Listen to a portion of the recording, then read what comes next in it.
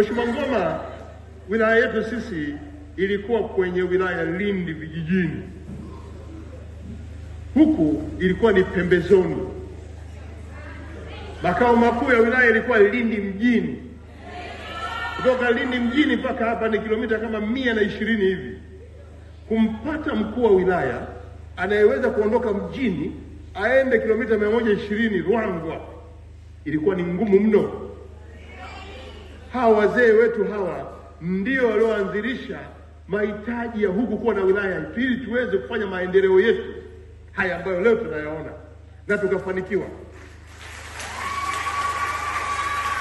Kwa hiyo Mheshimiwa mkuu wa wilaya, unayoyatenda wewe najua unazingatia kwamba wilaya yetu kwanza ni changa, 2 iko pembezoni, 3 ina changamoto nyingi zinahitaji kuratibiwa kuondolewa moja baada ya nyingine, lakini 4 yawezekana tulikuwa tujitambui, tunahitaji hamasa miongoni mwetu.